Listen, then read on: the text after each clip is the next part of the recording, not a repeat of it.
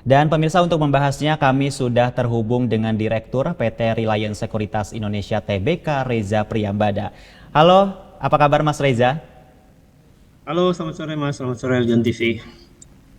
Ya, selamat sore Mas Reza. IHSG awal pekan ini ditutup impresif, menguat hampir 2% ke level 6.037 dengan 377 saham mendarat di zona hijau. Bagaimana Mas melihat lonjakan yang cukup masif ini? Ya, baik.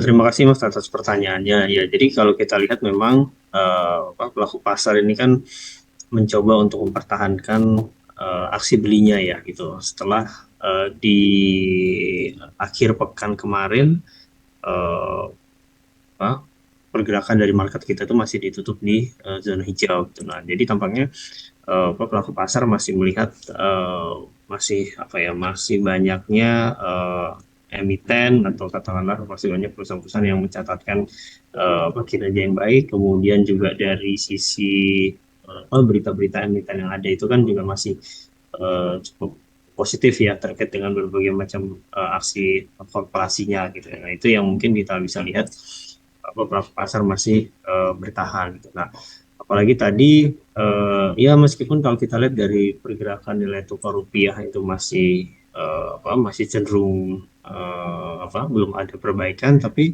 adanya sentimen positif dari penilaian S&P paling tidak itu bisa memberikan dorongan aksi beli dari para pelaku pasar seperti itu.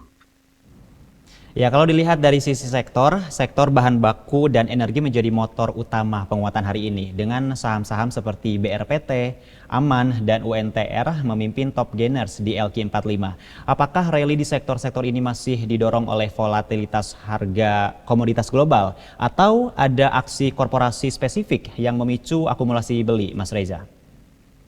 Ya, kalau dari sisi aksi korporasi secara spesifik ya itu sepertinya sih belum ya gitu. Tapi karena pelaku pasar kan melihat ya dengan dinamika pergerakan market yang ada, kemudian juga mereka juga melihat dari sisi pergerakan harga komoditas yang katakanlah mulai mereda ya gitu. Nah, ini memberikan sentimen yang cukup positif terhadap beberapa emiten tersebut gitu. Jadi uh, dengan adanya penilaian atau dengan adanya asumsi yang dirasa cukup positif ya membuat pelaku pasar cenderung untuk masuk ke saham-saham tersebut gitu. Dan kita bisa lihat di pergerakan di akhir pekan kemarin kan saham-saham tersebut ini ya masih mengalami kenaikan tapi agak agak tertahan gitu kenaikannya gitu karena pelaku pasar masih masih wait and see dengan sentimen yang ada kan itu. Nah, untuk hari ini ya karena mereka melihat sentimen yang ada tidak terlalu negatif, maka pelaku pasar kembali menambah aksi belinya. Itu. Kurang lebih seperti itu. Ya, di balik pesta penguatan IHSG hari ini ada alarm dari pasar falas, di mana rupiah spot justru melemah ke level 18.109 rupiah per dolar Amerika Serikat. Hampir seluruh mata uang Asia memang tertekan oleh the greenback. Bagaimana Mas melihat divergensi ini? Sampai kapan sebenarnya IHSG bisa bertahan menguat jika tekanan terhadap rupiah terus berlanjut ke atas 18.100? Ya, kan seperti yang sempat sebelumnya pernah ini ya pernah saya sampaikan itu di mana pergerakan dari market itu kan tergantung dari sentimen apa yang keluar, kemudian juga tergantung juga bagaimana respon atau reaksi pasar terhadap sentimen tersebut itu. Nah, jadi ketika pasar melihat sentimen yang saat ini meskipun di satu sisi ada yang negatif, tapi mereka melihat ada sentimen positif lainnya atau tidak gitu kan. Nah, jadi seperti yang saya sampaikan di awal tadi kan itu meskipun kita dihadapkan dengan berita negatif dari pelemahan nilai tukar rupiah, tapi di sisi lain pelaku pasar mendapatkan berita yang cukup positif dari emiten dan juga dari penilaian lembaga rating S&P kan. Itu yang akhirnya membuat pelaku pasar masih menambah pembeliannya gitu. Walaupun kalau kita lihat pembeliannya juga cukup terbatas juga kan gitu. Nah, terus kemudian yang tadi disampaikan oleh Mas Anggi terkait dengan sampai seberapa kuat nih IHSG ini bertahan itu. Nah ini balik lagi sentimen yang terjadi ini masih ada sentimen positif nggak yang bisa ganjil IHSG ini untuk bertahan di zona hijaunya gitu. Nah kalau katakanlah dari sisi berita positif ini sudah mulai berkurang, terus kemudian pelaku pasar kembali melihat apa dari sisi pelemahan nilai tukar rupiah, nah maka IHSG bisa saja kembali mengalami pelemahan itu. Apalagi kalau kita lihat arah tren suku bunga global terutama dari The Fed ini kan di mana periode kepemimpinan The Fed sebelumnya itu menginginkan tingkat suku bunga rendah kan itu. Nah, tapi dalam beberapa pidato terakhir ini pimpinan The Fed yang baru ini justru mensinyalkan adanya potensi kenaikan tingkat suku bunga The Fed gitu. Nah, itu yang akhirnya membuat penilai tukar USD itu cenderung mengalami kenaikan ya gitu. Nah, akhirnya kita punya nilai tukar rupiah pun kan juga akhirnya tertekan kan dengan adanya kenaikan tersebut gitu, seperti itu. Ya. Sektor konsumer non-siklikal hari ini melemah tipis dan Unilever masuk dalam jajaran top losers. Seberapa besar Mas tekanan imported inflation akibat pelemahan rupiah ini mulai diantisipasi oleh investor terhadap kinerja emiten-emiten konsumer di kuartal ini, Mas?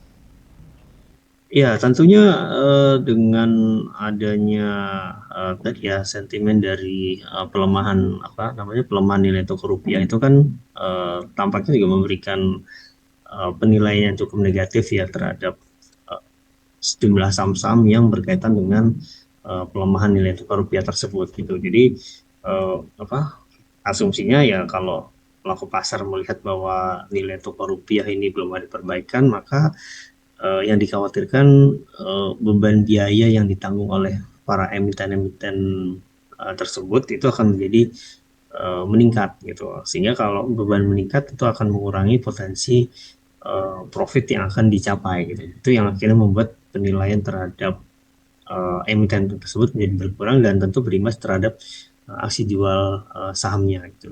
Seperti itu. Ya. Lalu dengan kondisi pasar yang bullish di saham tetapi defensif di mata uang, sektor atau saham apa Mas yang paling aman untuk dijadikan pilihan utama bagi investor untuk sisa pekan ini? Apakah saham berbasis ekspor komoditas masih menjadi safe haven, Mas Reza? Ya, tentu baik lagi ya kita lihat dari sentimen yang ada kan gitu. Artinya pelaku pasar kan tentu juga akan mencermati berbagai macam sentimen kan itu dan ketika sentimen tersebut mengalami pembalikan arah ya orientasi dari para pelaku pasar juga akan berubah kan gitu ya. Contoh kayak misalkan tadi ketika awalnya pelaku pasar cenderung masuk ke saham-saham keuangan, banking, terus kemudian ya dengan adanya uh, kenaikan dari harga komoditas seiring dengan meningkatnya tensi geopolitik ya di Timur Tengah, maka pelaku pasar merotasi pilihan sahamnya ke saham-saham berbasis komoditas dan energi gitu. Nah, nanti ketika ketika ada perubahan ya tentu ini akan juga mengalami perubahan itu. Jadi yang perlu kita lihat adalah dinamika sentimen atau dinamika market itu seperti apa sih, Mas? Untuk perdagangan besok Mas Reza, apakah level 6037 ini sudah mengonfirmasi pembalikan arah tren IHSG ke zona bullish? Dan berapa rentang support resistance psikologis yang perlu dicermati untuk para investor? Ya, kalau untuk pergerakan kalau untuk pergerakan besok ya tentu kalau kita katakan bahwa ini merupakan awal dari bullish, tampaknya sih belum belum 100% mengkonfirmasi bullish tersebut ya gitu. Kecuali kalau kita bisa bisa yakin bahwa sentimen di hari Selasa sampai dengan katakanlah sampai dengan akhir pekan tersebut memang benar-benar positif ya. Itu mungkin kita bisa lihat ada konfirmasi penguatan lanjutan ya gitu. Nah, tapi kalau untuk saat ini kan penguatan yang yang cukup tinggi kan juga baru terjadi hari ini kan itu sehingga target resisten berikutnya yang akan diuji oleh IHSG adalah di level antara 6050 ya 6050 sampai dengan 6085 gitu. Nah, ketika resisten tersebut bisa tercapai maka ada potensi bagi IHSG untuk kembali melanjutkan penguatan berikutnya sampai ke 6.100 sampai dengan 6.175 seperti itu. Nah, tapi ketika tadi ya target dari resisten berikutnya di 6.050 sampai dengan 6.085 ini gagal tercapai, mungkin pergerakan dari IHSG akan konsolidasi terlebih dahulu seperti itu. Baik, terima kasih banyak Mas Reza untuk dialog dan analisisnya di Prime Report kali ini. Sehat dan sukses selalu Mas Reza. Oke, baik, terima kasih Mas. Terima kasih Arjan TV. Sehat sukses selalu.